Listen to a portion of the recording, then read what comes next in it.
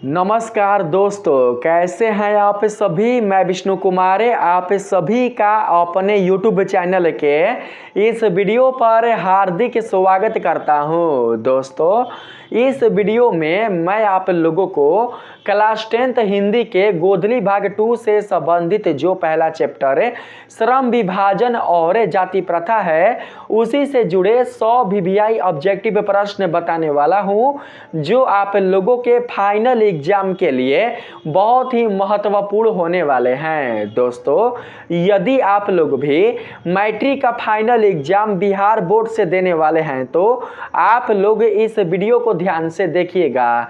इस वीडियो में मैंने श्रम विभाजन और जाति प्रथा वाले चैप्टर से संबंधित कुल जितने सारे ऑब्जेक्टिव प्रश्न लिया है, ये सभी के सभी प्रश्न आप लोगों के बोर्ड एग्जाम से संबंधित है, इसलिए आप लोग इस वीडियो को ध्यान से देखिएगा। जो भी बच्चे इस वीडियो को ध्यान से देख लेते हैं, इस वीडियो को अच्छे से देखकर समझ लेते हैं, इस वीडियो में आने वाले कुल जितने सारे ऑब्जेक्टिव प्रश्न हैं उसे समझकर उनके उत्तर को याद कर लेते हैं, उन बच्चों का पहला चैप्टर कंप्लीट हो जाएगा। जी हां दोस्तों, आपने बिल्कुल सही सुना। श्रम विभाजन और जाति प्रथा से संबंधित जो पहला चैप्टर है वो कंप्लीट हो जाएगा। अगर उस चैप्टर से संबंधित कोई भी ऑब्जेक्टिव प्रश्न आपके सामने आ जाए तो आप लोग उसका सॉल्यूशन कर सकते हैं। तो चलिए बिना देर किए शुरू करते हैं अपने आज के इस वीडियो क्लासेज को। दोस्तों, यहाँ पर पहला सवाल है, श्रम विभाजन और जाति प्रथा के लेखक कौन है। आप लोगों को उस लेखक का नाम बताना है जिन्होंने श्रम विभाजन और जाति प्रथा वाले चैप्टर को लिखा है। आप लोग बताएंगे दोस्तों कि श्रम विभाजन और जाति प्रथा वाले चैप्टर के रचयिता कौन है। तो दोस्तों, आप सभी जानते हैं कि श्रम विभाजन और जाति प्रथा वाले चैप्टर के रचयिता कोई और नहीं बल्कि डॉक्टर भीमराव अंबेडकर हैं। कौन है? डॉक्टर भीमराव अंबेडकर।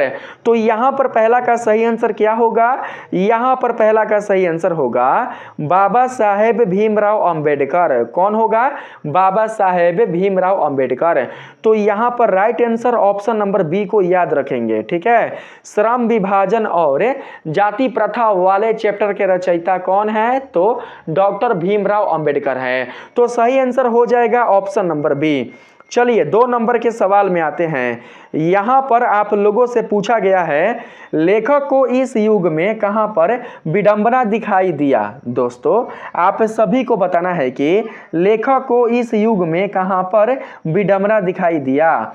नारीवाद में, जातिवाद में, निर्विधवाद में या फिर परिवारवाद में। यहाँ पर 2 का सही आंसर क्या होगा आप लोग बताएंगे। 2 का राइट आंसर आप लोग बताइएगा। जो भी बच्चे श्रम विभाजन और जाति प्रथा वाले चैप्टर को अच्छे से पढ़े होंगे, अच्छे से समझे होंगे, वे बच्चे बता सकते हैं कि 2 का सही आंसर क्या होगा। 2 का यहाँ पर सही आंसर होगा जातिवाद। ठीक है, क्या होगा दोस्तों? जातिवाद। लेखक को इस युग में जातिवाद में ही विडंबना दिखाई देता है, इसलिए सही आंसर ऑप्शन नंबर बी होगा। तो हम लोग ऑप्शन नंबर बी को याद रखेंगे। ठीक है दोस्तों, अगर आपने श्रम विभाजन और जाति प्रथा वाले चैप्टर को अच्छे से पढ़ा है, अच्छे से समझा है, तो आप लोग वीडियो के एंड में आप लोग बताना दोस्तों कि आपने 100 प्रश्नों में से कितने प्रश्नों का सही जवाब दे पाया है। इस वीडियो के कमेंट सेक्शन में आप लोग जरूर से बताइएगा कि आपने 100 प्रश्नों में से कितने प्रश्नों का सही जवाब दे पाया है। ठीक है, तो चलिए यहाँ पर 3 नंबर के सवाल में आते हैं। 3 नंबर के सवाल में पूछा गया है, आदर्श समाज स्वतंत्रता, समानता, मातृत्व पर आधारित होगा, ऐसा किसने कहा था। ऐसा कहने वाले कौन थे आप लोग बताएंगे। आदर्श समाज स्वतंत्रता, समानता, मातृत्व पर आधारित होगा, ऐसा किसने कहा था। तो दोस्तों, ऐसा कहने वाले कोई और नहीं बल्कि डॉक्टर भीमराव अंबेडकर थे, इसलिए 3 का सही आंसर क्या होगा? 3 का सही आंसर ऑप्शन नंबर बी होगा। कौन? डॉक्टर भीमराव अंबेडकर। तो यहाँ पर ऑप्शन नंबर बी को याद रखेंगे। 4 नंबर के सवाल में आते हैं। ठीक है, देखिए यहाँ पर आप लोगों से पूछा गया है, डॉक्टर भीमराव अंबेडकर ने किस प्रथा को आर्थिक पहलू से खतरनाक माना है? आप सभी को उस प्रथा का नाम बताना है जिसे डॉक्टर भीमराव अंबेडकर ने आर्थिक पहलू से भी खतरनाक माना है। यहाँ पर राइट आंसर सती प्रथा होगा, बाल विवाह प्रथा होगा, जाति प्रथा होगा या फिर दहेज प्रथा होगा। 4 का सही आंसर क्या होगा आप लोग बताएंगे? 4 का सही आंसर होगा दोस्तों जाति प्रथा। जाति प्रथा को ही डॉक्टर भीमराव अंबेडकर ने आर्थिक पहलू से भी खतरनाक माना है, इसलिए सही आंसर ऑप्शन नंबर सी होगा। ऑप्शन नंबर सी आप लोग याद रखिएगा, ठीक है। अगर आपने ऑप्शन नंबर सी बताया था तो आप लोगों का जवाब बिल्कुल सही है। मेरे द्वारा आंसर बताने से पहले आप लोग प्रश्न का आंसर बता दीजिएगा, ठीक है। चलिए 5 नंबर के सवाल में आते हैं। यहाँ पर आप लोगों से पूछा गया है the caste in India their mechanism की रचना किसने की? The caste in India their mechanism की रचना करने वाले कौन थे आप लोग बताएंगे? तो दोस्तों यहाँ पर 5 का सही आंसर क्या होगा? 5 का सही आंसर डॉक्टर भीमराव अंबेडकर होगा। डॉक्टर भीमराव अंबेडकर ने ही the caste in India their mechanism की रचना किया था, इसलिए सही आंसर ऑप्शन नंबर ए होगा। इस पुस्तक के रचनाकार कौन है? इस पुस्तक के रचनाकार डॉक्टर भीमराव अंबेडकर हैं, इसलिए right answer option number A होगा। 6 नंबर के सवाल में आते हैं। यहाँ पर आप लोगों से पूछा गया है प्राथमिक शिक्षा प्राप्त करने के बाद अंबेडकर उच्च शिक्षा प्राप्त करने के लिए कहाँ गए? प्राथमिक शिक्षा प्राप्त करने के बाद डॉक्टर भीमराव अंबेडकर उच्च शिक्षा प्राप्त करने के लिए कहाँ गए थे? आप लोग उस स्थान का नाम बताइए। बताइए कि यहाँ पर सही ऑप्शन क्या होगा। ऑप्शन आपके सामने दिखाई दे रहा होगा, आप लोग बताएंगे कि 6 का सही ऑप्शन क्या होगा। 6 का सही ऑप्शन होगा दोस्तों न्यूयॉर्क। प्राथमिक शिक्षा प्राप्त करने के बाद डॉक्टर भीमराव अंबेडकर उच्च शिक्षा प्राप्त करने के लिए न्यूयॉर्क गए थे, इसलिए सही आंसर ऑप्शन नंबर डी होगा। कौन होगा? तो ऑप्शन नंबर डी न्यूयॉर्क आप लोग याद रखिएगा, ठीक है। चलिए 7 नंबर के सवाल में हम लोग आते हैं। यहाँ पर पूछा गया है दोस्तों आधुनिक सभ्य समाज कार्य कुशलता के लिए किसे आवश्यक मानता है? आधुनिक सभ्य समाज कार्य कुशलता के लिए किसे आवश्यक मानता है? आप लोगों को यही बताना है। श्रम विभाजन को, धन विभाजन को, जन विभाजन को या फिर जाति विभाजन को किसे आवश्यक मानता है? आप लोग बताएंगे। तो यहाँ पर 7 का सही आंसर क्या होगा? यहाँ पर 7 का सही आंसर होगा श्रम विभाजन। आधुनिक सभ्य समाज कार्य कुशलता के लिए श्रम विभाजन को ही आवश्यक मानता है, इसलिए right answer option number A होगा। ऑप्शन नंबर ए को आप लोग याद रखिएगा। आते हैं 8 नंबर के सवाल में। इसमें आप लोगों से पूछा गया है भारत में जाति प्रथा का मुख्य कारण क्या है? भारत में जाति प्रथा का मुख्य कारण क्या है दोस्तों? भारत में जाति प्रथा का मुख्य कारण बेरोजगारी है। क्या है? बेरोजगारी। देखिए दोस्तों आप लोग ऐसे समझ सकते हैं, मानकर चलते हैं कोई पिता टेम्पू चलाते हैं या फिर रिक्शा चलाते हैं। कोई पिता टेम्पू या फिर रिक्शा चलाते हैं, उनका पुत्र पढ़ाई लिखाई करता है, पढ़ाई लिखाई कर कर कई क्षेत्रों में जाता है रोजगार प्राप्त करने के लिए। जब उसे रोजगार नहीं मिलता, जब उसका नौकरी नहीं लगता, तो उसका पुत्र क्या करता है? उनका जो पुत्र है दोस्तों वो दोस्तों अपने पिता के समान ही काम करना शुरू कर देता है। उनके पिता क्या करते हैं? उनके पिता ऑटो रिक्शा या फिर टेम्पू चलाते हैं, तो उनका जो पुत्र है वो भी वही काम करना शुरू कर देता है। किसके कारण? तो रोजगार ना मिलने के कारण। ठीक है, इसी प्रकार से अगर हम लोग यहाँ पर एक और उदाहरण ले ले कुम्हार का। दोस्तों देखिए आप लोग यहाँ पर समझ सकते हैं। मानकर चलते हैं कि एक कुम्हार अपने पुत्र को खूब पढ़ाता है, लिखाता है, उसको उस लायक बनाता है ताकि वो क्या कर सके? ताकि वो नौकरी ले सके, ताकि वो सुजग हो सके, ताकि वो अच्छा काम कर सके। लेकिन जब उनके पुत्र को नौकरी नहीं मिलती है, जब उनके पुत्र को कोई भी अच्छा व्यापार नहीं मिलता है, तो उनका पुत्र भी अपने पिता के समान ही काम करना शुरू कर देता है। उनका पुत्र क्या करते हैं? उनका पुत्र अपने पिता के समान ही काम करना शुरू कर देते हैं। और ये किसके दबाव में होता है? ये होता है समाज के दबाव में। समाज बोलता है कि जो काम तुम्हारे पिता ने किया है वही काम तू भी करेगा, क्योंकि तू उसी जाति से आता है, तू कुम्हार जाति से आता है, इसलिए तेरा काम क्या है? तेरा काम है मिट्टी का बर्तन बनाना। तो वो जो लड़का है, पढ़ा लिखा जो लड़का है, वो क्या करता है? वो भी कुम्हार में रहकर, यानी कि कुम्हार में आकर, कुम्हार क्षेत्र में आकर मिट्टी के बर्तन बनाना शुरू कर देता है।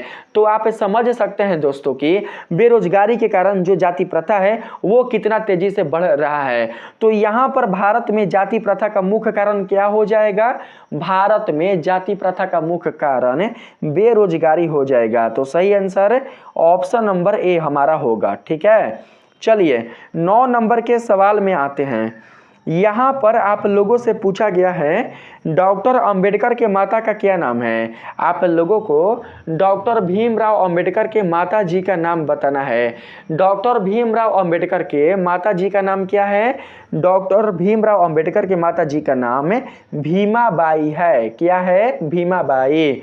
बिल्कुल भी आप लोग नहीं भूलिएगा, डॉक्टर भीमराव अंबेडकर के माता जी का नाम भीमाबाई है, इसलिए सही जवाब ऑप्शन नंबर डी होगा। 10 नंबर के सवाल में आते हैं। इसमें पूछा गया है डॉक्टर अंबेडकर के पिता का क्या नाम था? डॉक्टर अंबेडकर के पिता का नाम आप लोगों को बताना है। डॉक्टर अंबेडकर के पिता का नाम था रामजी सकपाल। क्या था? रामजी सकपाल। बिल्कुल भी आप लोग नहीं भूलिएगा, रामजी सकपाल के पुत्र कौन थे? रामजी सकपाल के पुत्र डॉक्टर भीमराव अंबेडकर थे, इसलिए सही आंसर ऑप्शन नंबर सी होगा। 11 नंबर के सवाल में कहा गया है श्रम विभाजन और जाति प्रथा क्या है? बताइए, श्रम विभाजन और जाति प्रथा वाला जो चैप्टर है वो क्या है? कहानी है, साक्षात्कार है, निबंध है या फिर भाषण है? क्या है आप लोग बताएंगे? तो यहाँ पर 11 का सही आंसर होगा निबंध। श्रम विभाजन और जाति प्रथा वाला जो चैप्टर है वो दोस्तों एक प्रकार का निबंध है, इसलिए सही आंसर ऑप्शन नंबर सी होगा। आप लोग बिल्कुल भी नहीं भूलिएगा। ठीक है, चलिए 12 नंबर के सवाल में आते हैं। इसमें पूछा गया है डॉक्टर भीमराव अंबेडकर का जन्म कब हुआ? डॉक्टर भीमराव अंबेडकर ने कब जन्म लिया था? आप लोग बताएंगे। दोस्तों डॉक्टर भीमराव अंबेडकर का जन्म 14 अप्रैल सन 1891 ईस्वी में हुआ था। कब हुआ था? 14 अप्रैल सन 1891 ईस्वी में हुआ था। डॉक्टर भीमराव अंबेडकर का जन्म आप लोग बिल्कुल भी नहीं भूलना, 14 अप्रैल सन 1891 ईस्वी में ही डॉक्टर भीमराव अंबेडकर का जन्म हुआ था, इसलिए सही आंसर ऑप्शन नंबर सी होगा। 13 नंबर के सवाल में आते हैं। यहाँ पर आप लोगों से पूछा गया है डॉक्टर भीमराव अंबेडकर का जन्म कहाँ हुआ था? अब आपको स्थान बताना है। बताइए कि डॉक्टर भीमराव अंबेडकर का जन्म कहाँ हुआ था? मध्य प्रदेश में, उत्तर प्रदेश में, पश्चिम बंगाल में या फिर बिहार में? यहाँ पर सही आंसर क्या होगा आप लोग बताएंगे। दोस्तों 13 का सही आंसर होगा मध्य प्रदेश। मध्य प्रदेश के महू प्रांत में ही, महू गांव में ही डॉक्टर भीमराव अंबेडकर का जन्म हुआ था, इसलिए सही आंसर ऑप्शन नंबर ए होगा। आप लोग याद रखिएगा। ठीक है, चलिए यहाँ पर 14 नंबर के सवाल में आते हैं। इसमें आप लोगों से पूछा गया है जाति प्रथा स्वाभाविक विभाजन नहीं है, क्यों? जाति प्रथा हमारा स्वाभाविक विभाजन नहीं है, क्यों? भेदभाव के कारण, शोषण के कारण, गरीबी के कारण, रुचि पर आधारित नहीं होने के कारण। तो यहाँ पर 14 का सही आंसर हो जाएगा रुचि पर आधारित नहीं होने के कारण। जाति प्रथा स्वाभाविक विभाजन रुचि पर आधारित नहीं होने के कारण है, इसलिए सही आंसर ऑप्शन नंबर डी होगा। 15 नंबर के सवाल में आते हैं। यहाँ पर आप लोगों से पूछा गया है अंबेडकर की दृष्टि में भाईचारे का वास्तविक रूप कैसा होना चाहिए? अंबेडकर जी की दृष्टि में भाईचारे का वास्तविक रूप कैसा होना चाहिए? आप लोग बताएंगे। बहुत ही आसान क्वेश्चन है, आप बता सकते हैं कि 15 का सही आंसर क्या होगा। यहाँ पर पहला ऑप्शन में आप देख सकते हैं कि इसमें बोला गया है दूध और शक्कर के मिश्रण की तरह। पानी और नमक के मिश्रण की तरह, दूध और पानी के मिश्रण की तरह, या फिर तिल और तंडुल के मिश्रण की तरह। यहाँ पर सही ऑप्शन क्या होगा आप लोग बताएंगे।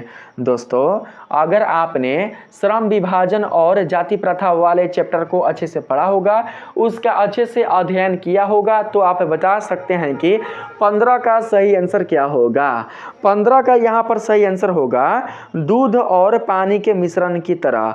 अंबेडकर की दृष्टि में भाईचारे का वास्तविक रूप दूध और पानी के मिश्रण की तरह है, इसलिए सही आंसर ऑप्शन नंबर सी होगा।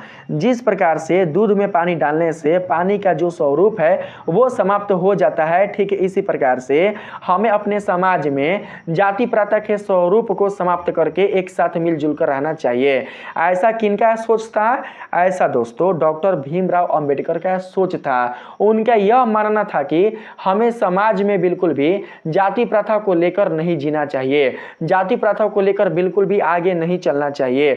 अगर हम अपने समाज में जाति प्रथा को लेकर चलेंगे, जाति प्रथा को कायम रखेंगे, तो हमारा समाज बिल्कुल भी आगे नहीं बढ़ पाएगा, हमारे समाज की युवा पीढ़ी बिल्कुल भी विकसित नहीं हो पाएगी, वो बिल्कुल भी सशक्त नहीं हो पाएगी, उनके क्षमता के अनुसार जो काम है वो बिल्कुल भी नहीं मिल पाएगा, उनके अंदर छिपा जो प्रतिभा है वो बाहर नहीं निकल पाएगा। ऐसा मानना किनका था? ऐसा मानना डॉक्टर भीमराव अंबेडकर का था। तो यहाँ पर राइट आंसर क्या होगा? यहाँ पर right answer option number C होगा, दूध और पानी के मिश्रण की तरह। जिस प्रकार से दोस्तों आप जानते हैं कि जिस प्रकार से दूध में पानी जाने के बाद केवल आपको दूध ही दिखाई देता है, ठीक है इसी प्रकार से हमारे समाज में अगर छोटे भी व्यक्ति हैं, छोटे कास्ट वाले भी व्यक्ति हैं, तो हम लोगों को उन्हें ऐसा फील नहीं कराना चाहिए कि वो छोटे कास्ट वाले व्यक्ति हैं। हमें सभी लोगों के साथ मिलजुल कर रहना चाहिए, सभी लोगों के साथ हमें भाईचारे का रूप स्थापित करना चाहिए और सभी लोगों के साथ हमें समानता का स्वरूप प्रदर्शित करना चाहिए। कभी भी किसी के साथ रंग के आधार पर, भाषा के आधार पर या फिर दोस्तों गरीबी अमीरी के आधार पर भेदभाव नहीं करना चाहिए। तो यहाँ पर दोस्तों सही आंसर हमारा हो जाएगा ऑप्शन नंबर सी। ठीक है, आप लोग समझ कर रखिएगा। चलिए 16 नंबर के सवाल में आते हैं। इसमें कहा गया है भारतीय संविधान के निर्माण में महत्वपूर्ण भूमिका किसने निभाई? तो आप लोग बता सकते हैं कि भारतीय संविधान के निर्माण में महत्वपूर्ण भूमिका निभाने वाले डॉक्टर भीमराव अंबेडकर थे, इसलिए सही आंसर ऑप्शन नंबर ए होगा। 17 नंबर के सवाल में आते हैं। यहाँ पर पूछा गया है सभ्य समाज की आवश्यकता क्या है? सभ्य समाज की आवश्यकता जाति प्रथा है, दूध पानी है, नमक पानी है या फिर श्रम विभाजन है? आप लोग बताएंगे कि 17 का राइट आंसर क्या होगा, जल्दी जल्दी बताइए। 17 का राइट आंसर क्या होगा? 17 का राइट आंसर दोस्तों श्रम विभाजन होगा। सब समाज की आवश्यकता श्रम विभाजन है। क्या है? श्रम विभाजन। तो यहाँ पर सही आंसर ऑप्शन नंबर डी होगा। ठीक है, हमारे समाज के लोगों को जाति के आधार पर नहीं बांटना चाहिए, बल्कि श्रम के आधार पर बांटना चाहिए। जिन लोगों के अंदर जो भी प्रतिभा है उस प्रतिभा के आधार पर उनका श्रम मिलना चाहिए, उनका काम मिलना चाहिए, उनका रोजगार मिलना चाहिए, ना कि उनके जाति के आधार पर उनका काम मिलना चाहिए। अगर हमारे समाज के लोगों को उनके जाति के आधार पर काम मिलेगा तो हमारे समाज के लोग बिल्कुल भी आगे चलकर विकसित नहीं हो सकते हैं, आगे चलकर बिल्कुल भी हमारे समाज में कुछ अच्छा नहीं कर सकते हैं। और ये सभी मानना किनका था? ये सभी मानना दोस्तों डॉक्टर भीमराव अंबेडकर का था। ठीक है, आप लोग पढ़े होंगे। चलिए यहाँ पर 18 नंबर के सवाल में आते हैं। 18 नंबर के सवाल में है अंबेडकर के भाषण एनिहिलेशन ऑफ कास्ट को किसने हिंदी में रूपांतरित किया? अंबेडकर के जो भाषण थे एनिहिलेशन ऑफ कास्ट, इनको हिंदी में रूपांतरित करने वाले कौन थे? आप लोगों को उनका नाम बताना है। तो दोस्तों सही आंसर होगा क्या? सही आंसर होगा ललाई सिंह यादव। ललाई सिंह यादव ने ही अंबेडकर के भाषण एनिहिलेशन ऑफ कास्ट को हिंदी में रूपांतरित किया था, इसलिए सही जवाब ऑप्शन नंबर ए होगा। 19 नंबर के सवाल में आते हैं। इसमें आप लोगों से पूछा गया है डॉक्टर भीमराव अंबेडकर ने पीएचडी की उपाधि कब धारण की? डॉक्टर भीमराव अंबेडकर ने पीएचडी की उपाधि कब धारण की थी? आप लोग बताएंगे। यहाँ पर 19 का सही आंसर होगा सन 1916 ईस्वी। सन 1916 ईस्वी में डॉक्टर भीमराव अंबेडकर ने पीएचडी की उपाधि धारण की थी, इसलिए सही आंसर ऑप्शन नंबर सी होगा। आप लोग याद रखिएगा, सन 1916 ईस्वी में डॉक्टर भीमराव अंबेडकर ने पीएचडी कर लिया था। पीएचडी का जो उपाधि है उसे प्राप्त कर लिया था। तो यहाँ पर सही आंसर क्या होगा हमारा? सही आंसर ऑप्शन नंबर सी होगा। 20 नंबर के सवाल में आते हैं। इसमें पूछा गया है पेशे का, ठीक है, कौन पेशे का दोषपूर्ण पूर्व निर्धारण करती है? कौन पेशे का दोषपूर्ण पूर्व निर्धारण करती है? श्रम विभाजन का, प्रत्यक्ष का, जाति प्रथा का या फिर लोकतंत्र का? तो दोस्तों यहाँ पर 20 का सही आंसर हो जाएगा जाति प्रथा का। जाति प्रथा पेशे का दोषपूर्ण पूर्व निर्धारण करती है, इसलिए सही आंसर ऑप्शन नंबर सी होगा। क्या होगा? Option number C. यहाँ पर 21 नंबर के सवाल में पूछा गया है डॉक्टर भीमराव अंबेडकर का वाङ्मय हिंदी के कितने खंडों में प्रकाशित हो चुका है? आप लोग बताएंगे। खंडों की संख्या आप लोगों को बतानी है। डॉक्टर भीमराव अंबेडकर का वाङ्मय हिंदी के कितने खंडों में प्रकाशित हुआ है? 15 खंडों में, 17 खंडों में, 19 खंडों में या फिर 21 खंडों में? 21 का सही आंसर क्या होगा? आप लोग बताइए। 21 का सही आंसर होगा दोस्तों 21 खंडों में। डॉक्टर भीमराव अंबेडकर का वाङ्मय हिंदी के खंड टोटल 21 खंडों में प्रकाशित हुए हैं, इसलिए सही आंसर ऑप्शन नंबर डी होगा। 22 नंबर के सवाल में आते हैं। यहाँ पर पूछा गया है आप लोगों से अंबेडकर का जन्म किस परिवार में हुआ था? अंबेडकर जी का जन्म किस परिवार में हुआ था? बताएंगे। ब्राह्मण में, क्षत्रिय में, दलित में या फिर कोई और परिवार में, यानी कि कायस्थ परिवार में? बताएंगे कि किस परिवार में डॉक्टर भीमराव अंबेडकर का जन्म हुआ था? बताएंगे। 22 का सही आंसर क्या होगा? 22 का सही आंसर बताइए दोस्तों। 22 का सही आंसर, 22 का यहाँ पर सही आंसर होगा दलित, ठीक है। 22 का राइट आंसर होगा दलित। डॉक्टर भीमराव अंबेडकर का जन्म दलित परिवार में हुआ था, इसलिए सही आंसर ऑप्शन नंबर सी होगा। यानी कि बहुत ही छोटे परिवार में हुआ था, बहुत ही गरीब परिवार में हुआ था, इसलिए सही जवाब ऑप्शन नंबर बी होगा, सॉरी सी होगा, ठीक है। चलिए यहाँ पर हम 23 नंबर के सवाल में आते हैं। 23 नंबर के सवाल में पूछा गया है जाति पाति तोड़कर मंडल भाषण लाहौर में कब हुआ? जाति पाति तोड़कर मंडल भाषण लाहौर में कब हुआ था? 1942 ईस्वी में, 1946 ईस्वी में, 1936 ईस्वी में या फिर 1938 ईस्वी में? कब जाति पाति तोड़कर मंडल भाषण लाहौर में हुआ था? आप लोगों को बताना है। तो यहाँ पर 23 का सही आंसर होगा 1936। सन 1936 ईस्वी में ही जाति पाति तोड़कर मंडल भाषण लाहौर में हुआ था, इसलिए right answer option number C होगा। आप लोग याद रखिएगा, ठीक है, 1936। 24 नंबर के सवाल में पूछा गया है अंबेडकर के चिंतन एवं रचनात्मक के लिए निम्नलिखित में से कौन प्रेरक व्यक्ति थे? कौन प्रेरक व्यक्ति थे? आप लोग बताएंगे। इनमें से प्रेरक व्यक्ति कौन थे अंबेडकर के चिंतन एवं रचनात्मक कार्य के लिए? तो यहाँ पर सही आंसर क्या होगा? बताएंगे। बुद्ध थे, ज्योतिबा फुले थे, कबीर थे या फिर ये तीनों ही थे? सही आंसर क्या होगा? बताएंगे। सही आंसर होगा ये तीनों ही, यानी कि इनमें से सभी। ऑप्शन नंबर डी 24 का बिल्कुल राइट आंसर होगा, इसलिए हम लोग ऑप्शन नंबर डी को याद रखेंगे, ठीक है। अंबेडकर के चिंतन एवं रचनात्मक के लिए बुद्ध, ज्योतिबा फुले और कबीर ये सभी ही प्रेरक व्यक्ति थे, इसलिए सही आंसर ऑप्शन नंबर डी होगा। 25 नंबर के सवाल में आते हैं। यहाँ पर पूछा गया है लेखक के दृष्टि में विडंबन की बात क्या है? लेखक के दृष्टि में विडंबन की बात क्या है दोस्तों? जातिवाद के पोषकों की कमी नहीं है, जातिवाद के पोषक नगण्य हैं, आर्थिक दृष्टि से जातिवाद उचित है या फिर जातिवाद लोकतंत्र के विरुद्ध नहीं है? यहाँ पर राइट आंसर क्या होगा? आप लोग बताएंगे। 25 का सही आंसर बताना दोस्तों। 25 का सही आंसर क्या होगा? 25 का सही आंसर होगा जातिवाद के पोषकों की कमी नहीं है, जातिवाद के पोषकों की कमी नहीं है, यही दोस्तों आप लोगों का राइट आंसर होगा। लेखक के दृष्टि में विडंबन की बात जातिवाद के पोषकों की कमी वाला ही होगा, इसलिए सही आंसर ऑप्शन नंबर ए होगा। जब तक इस समाज में जातिवाद को बढ़ाने वाले लोग पैदा होंगे तब तक इस समाज से जाति प्रथा बिल्कुल भी खत्म नहीं होगा। ठीक है, यही मानना था किनका? यही मानना था डॉक्टर भीमराव अंबेडकर जी का। ठीक है, चलते हैं 26 नंबर के सवाल में। यहाँ पर 26 नंबर के सवाल में पूछा गया है आप लोगों से, श्रम विभाजन और जाति प्रथा पाठ बाबा साहेब के किस भाषण का संपादित अंश है? श्रम विभाजन और जाति प्रथा वाला पाठ बाबा साहेब के किस भाषण का संपादित अंश है? आप लोगों को उस भाषण का नाम बताना है। ठीक है, तो दोस्तों यहाँ पर सही आंसर क्या होगा? The caste in India their mechanism होगा, जेनेसिस एंड डेवलपमेंट होगा, या फिर एनहिलेशन ऑफ कास्ट होगा, या फिर हु इज सुधराज होगा। इनमें से राइट ऑप्शन क्या होगा आप लोग बताएंगे? राइट ऑप्शन क्या होगा दोस्तों?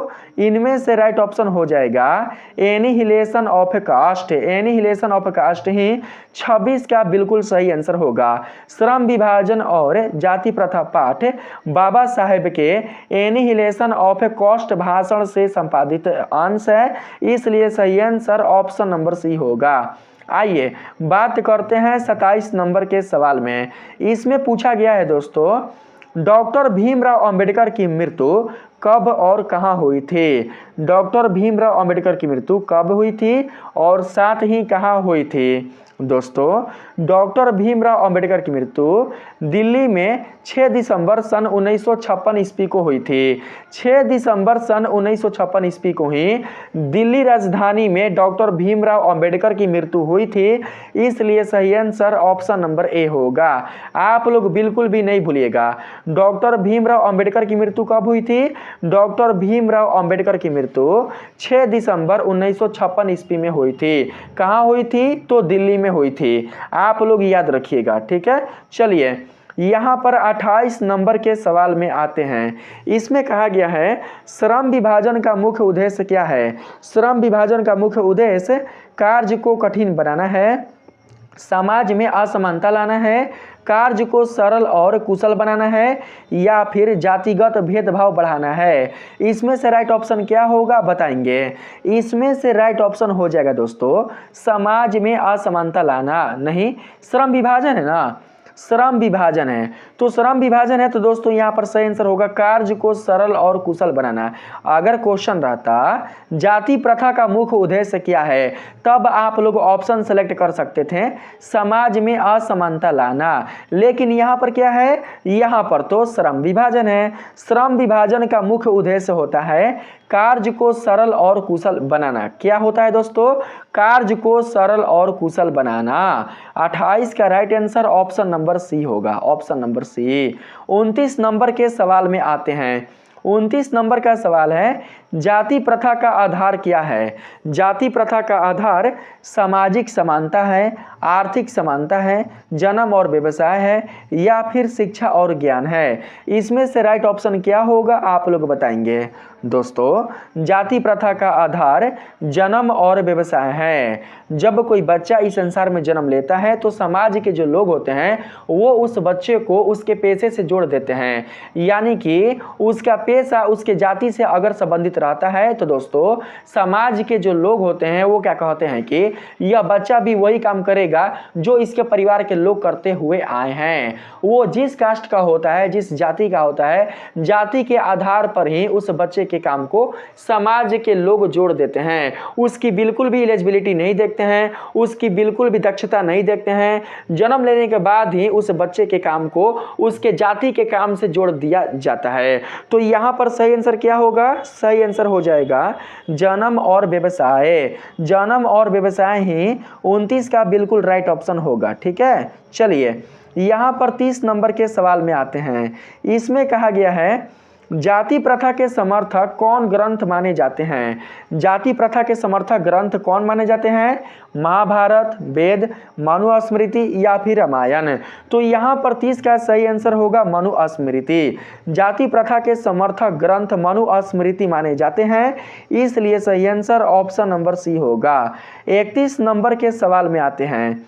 यहाँ पर पूछा गया है श्रम विभाजन का लाभ किसे होता है?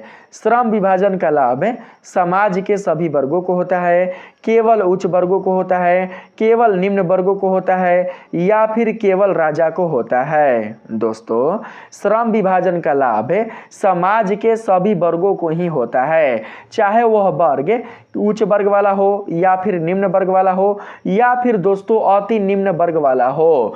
श्रम विभाजन का जो लाभ है वो समाज के सभी वर्गों को ही होता है, इसलिए सही आंसर ऑप्शन नंबर ए होगा। 32 नंबर के सवाल में आते हैं।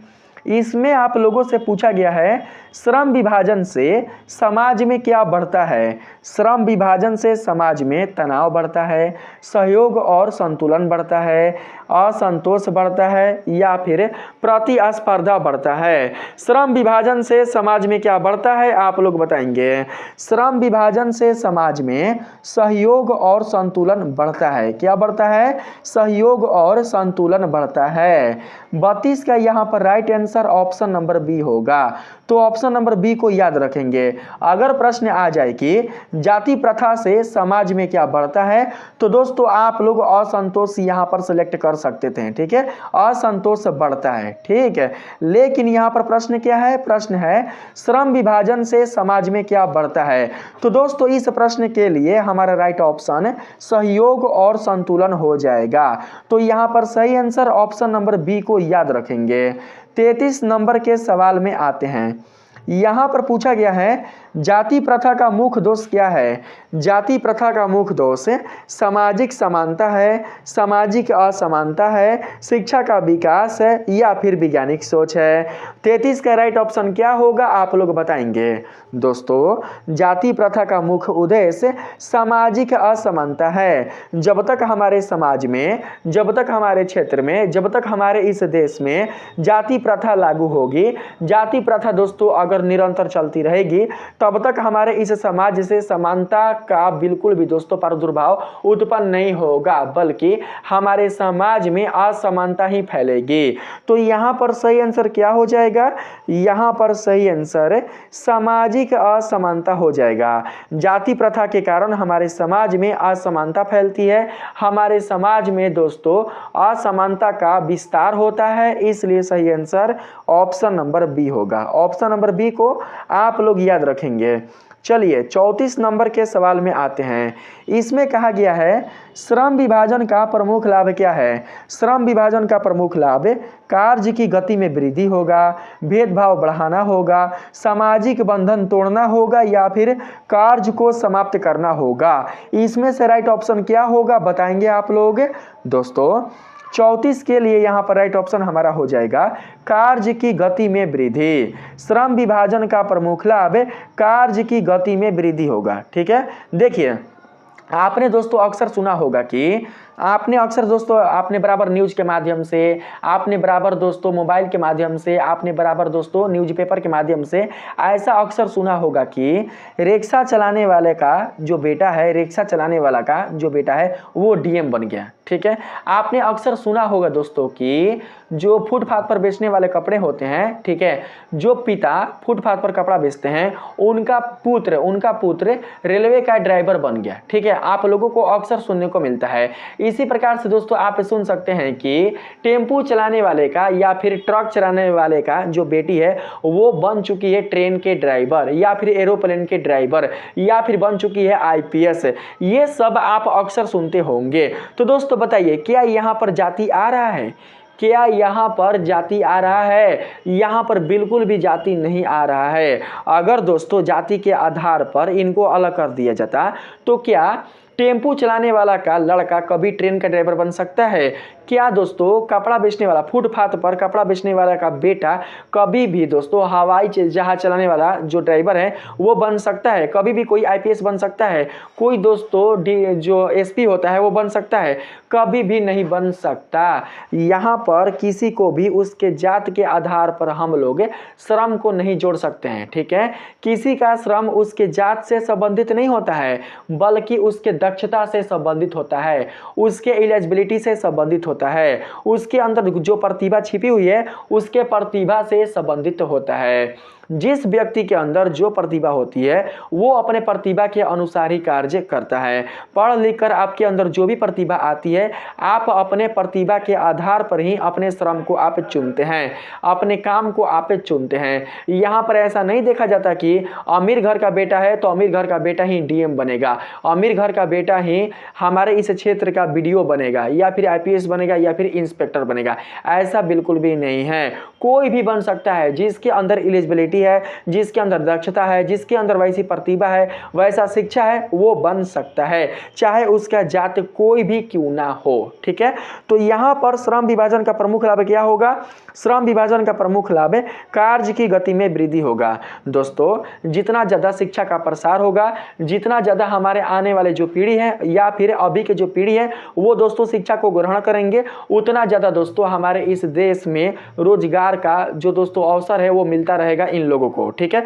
यानी कि अच्छे अच्छे दोस्तों इनको रोजगार का साधन मिलेगा, और जब इन सभी को अच्छे अच्छे रोजगार का साधन मिल जाएगा तो दोस्तों ये अच्छे अच्छे काम भी करेंगे और ये काम हमारे समाज को आगे बढ़ाएंगे। हमारे समाज में होने वाले जो कार्य है उसको स्पीड देंगे, उसको तेजी से निरंतरता देंगे, ताकि हमारे समाज में होने वाले काम बिल्कुल भी मंद ना हो सके, ठीक है।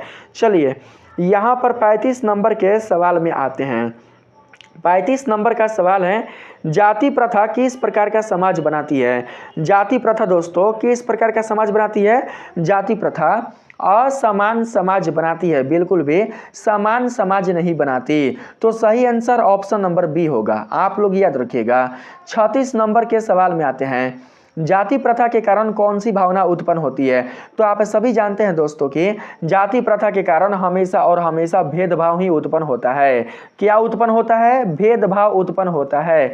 तो सही आंसर ऑप्शन नंबर बी होगा, जाति प्रथा के कारण भेदभाव की भावना उत्पन्न होती है, इसलिए सही आंसर ऑप्शन नंबर बी होगा।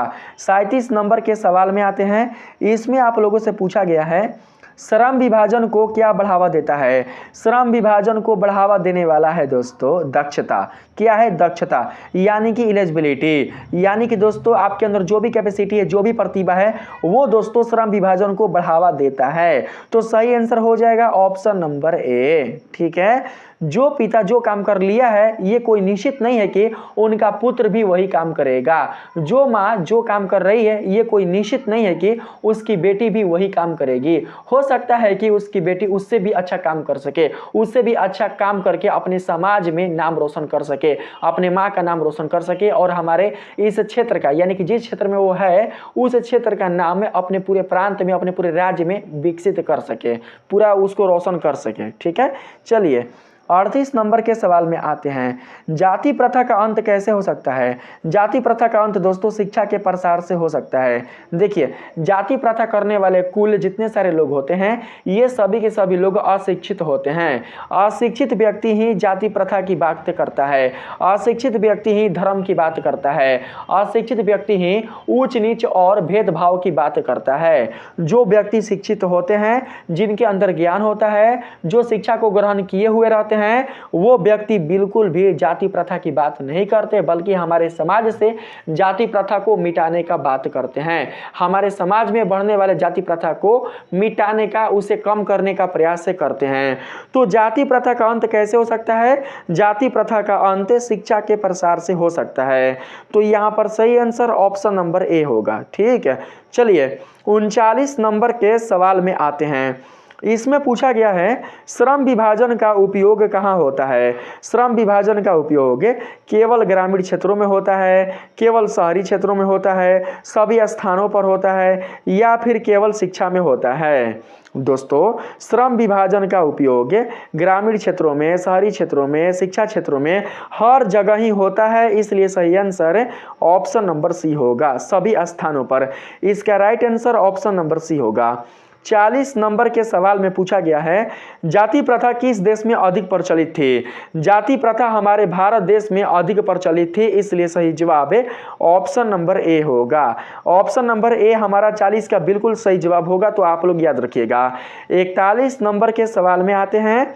यहाँ पर पूछा गया है श्रम विभाजन से किस प्रकार की दक्षता बढ़ती है।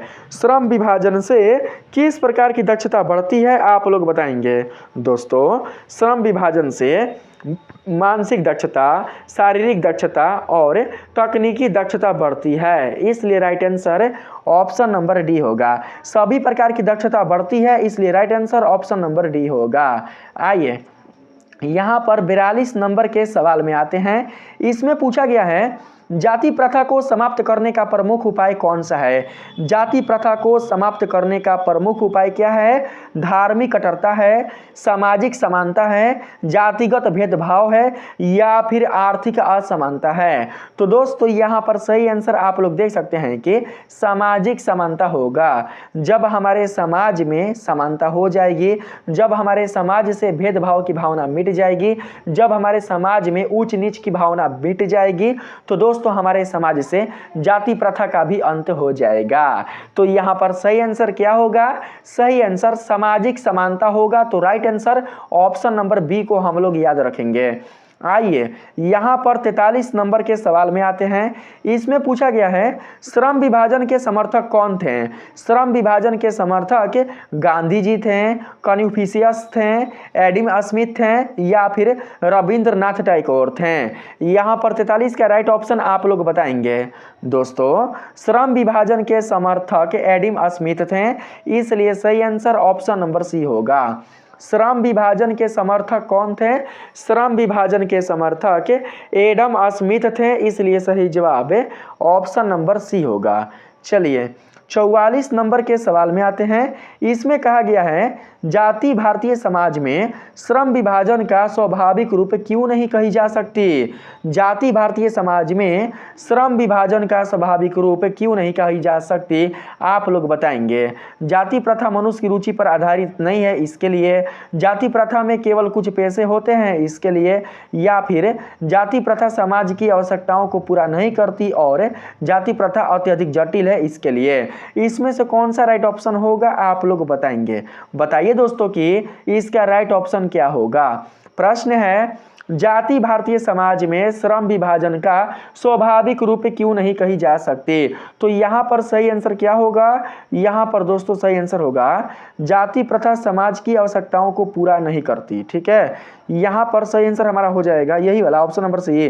प्रश्न है जाति भारतीय समाज में श्रम विभाजन का स्वाभाविक रूप क्यों नहीं कही जा सकती। यहाँ पर राइट आंसर होगा ऑप्शन नंबर ए दोस्तों, क्योंकि जाति प्रथा मनुष्य की रुचि पर आधारित नहीं है। जाति प्रथा किस पर आधारित नहीं है, मनुष्य की रुचि पर आधारित नहीं है। तो सही आंसर ऑप्शन नंबर ए होगा, आप लोग याद रखिएगा। ठीक है, चलिए यहाँ पर बात करते हैं दोस्तों हम लोग 45 नंबर के क्वेश्चन में।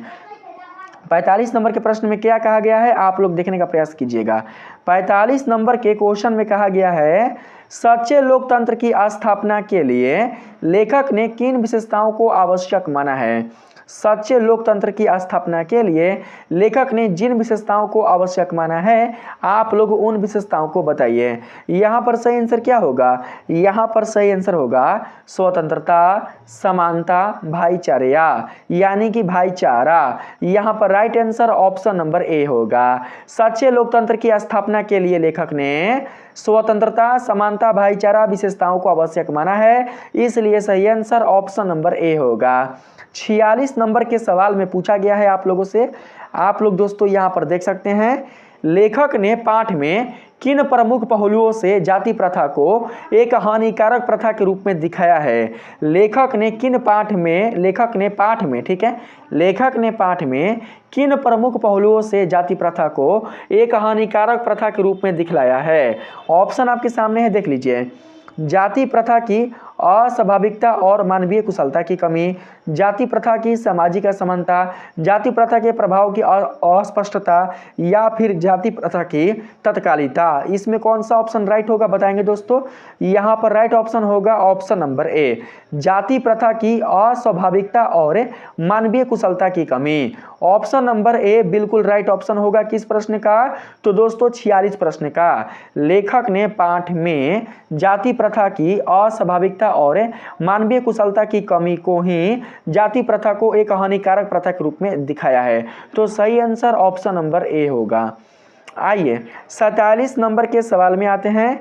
इसमें पूछा गया है दोस्तों आप लोगों से, अंबेडकर के अनुसार जाति प्रथा के पोषक उसके पक्ष में क्या तर्क देते हैं। अंबेडकर के अनुसार जाति प्रथा के पोषक, जाति प्रथा को पैदा करने वाले उसके पक्ष में क्या तर्क देते हैं, आप लोग बताएंगे।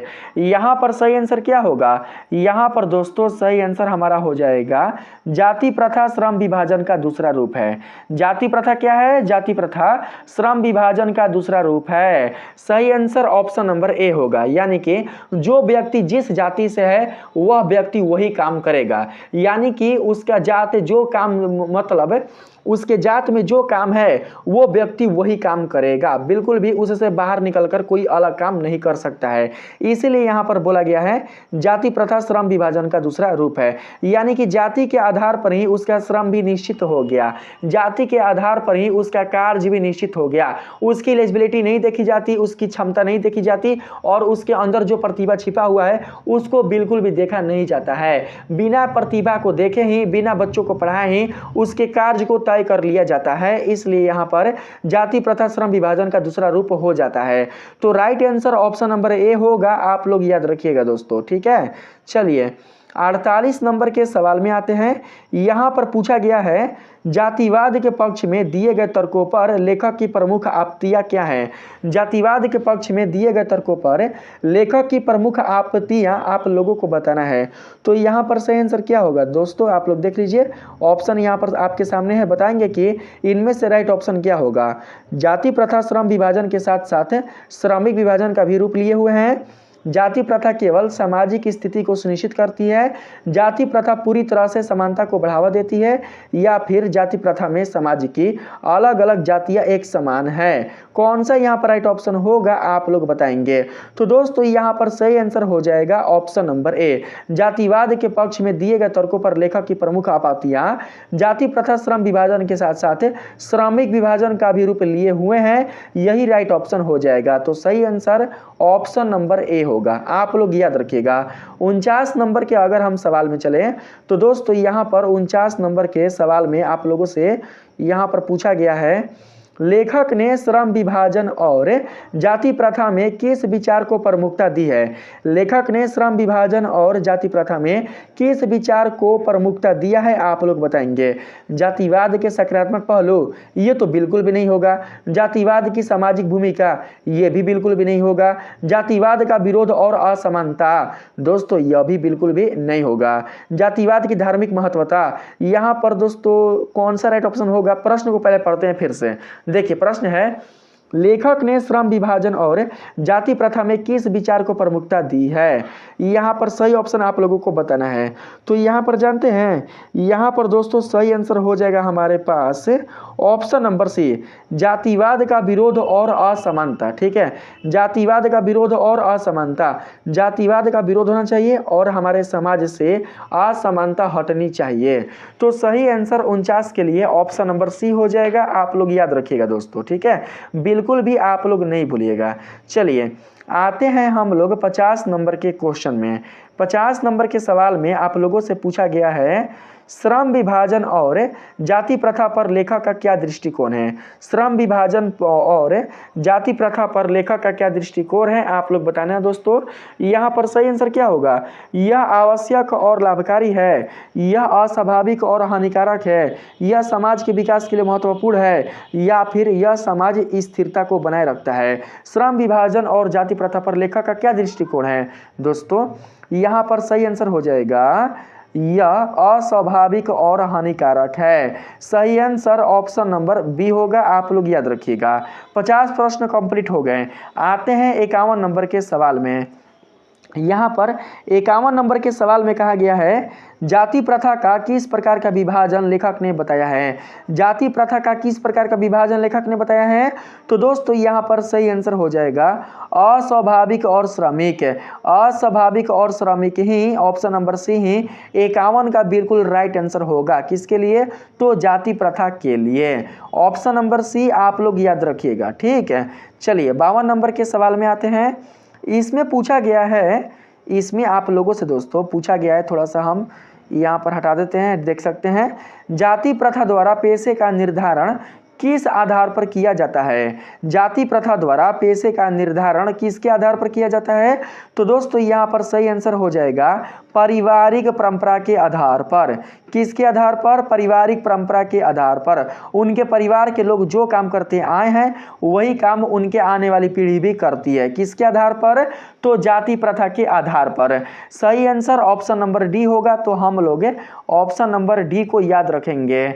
यहाँ पर 53 नंबर के सवाल में दोस्तों कहा गया है लेखक का जातिवाद के प्रति क्या विचार है। लेखक का जातिवाद के प्रति क्या विचार है, लेखक का जातिवाद के प्रति विचार है यह नहीं है, सामाजिक है। यह सामाजिक असमानता और विषमता को बढ़ाता है। कौन, तो जातिवाद। यह सामाजिक असमानता और विषमता को बढ़ाता है। कौन, तो जातिवाद।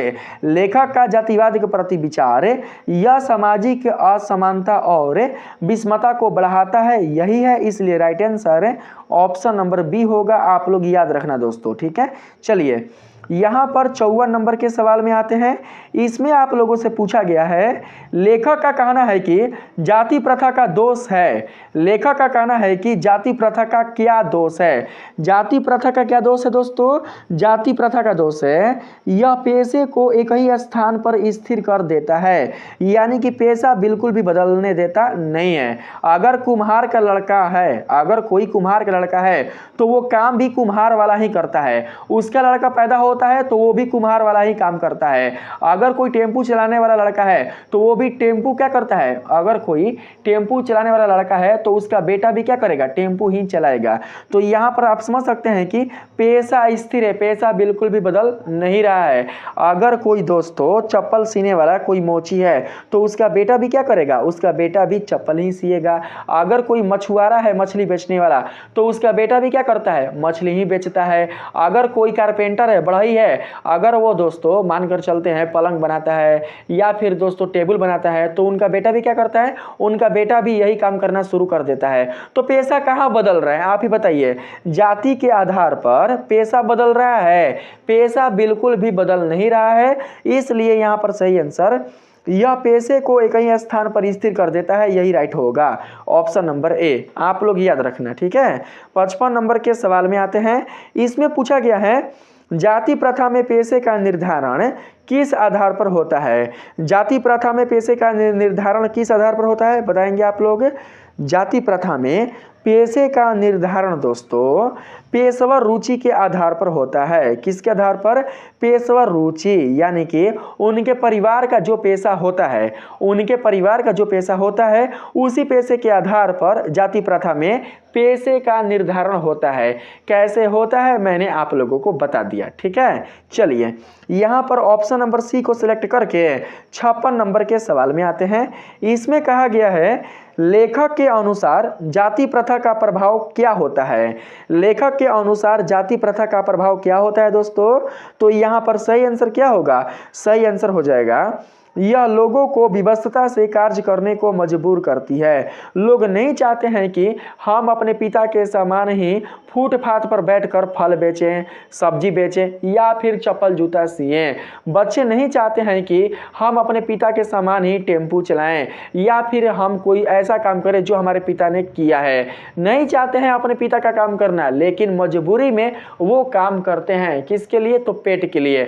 अच्छा रोजगार ना मिलने के कारण वो काम करना शुरू कर देते हैं।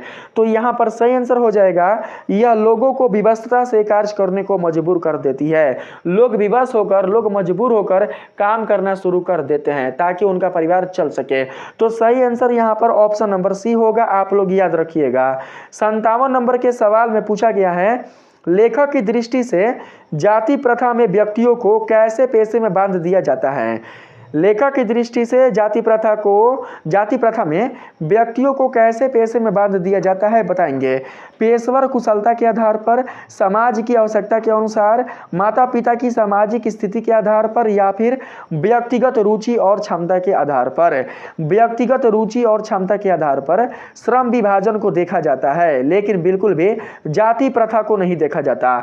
जाति प्रथा को दोस्तों, जाति प्रथा को देखा जाता है पेशेवर कुशलता के आधार पर। ठीक है, पेशेवर कुशलता के आधार पर। तो यहाँ पर सही आंसर हमारा ऑप्शन नंबर ए होगा, पेशेवर। यानी कि उनके परिवार का जो पेशा होता है उसी पेशे के आधार पर जाति के अनुसार उसके घर के जो लोग होते हैं, उसके घर के जो युवा होते हैं वो काम करना शुरू कर देते हैं। तो right answer option number A होगा, पेशेवर कुशलता के आधार पर। ठीक है, ना कि माता पिता की सामाजिक स्थिति के आधार पर। बिल्कुल भी ऑप्शन नंबर सी नहीं होगा। ठीक है, ऑप्शन नंबर ए होगा राइट। आइए बात करते हैं यहाँ पर हम लोग 58 नंबर के क्वेश्चन में।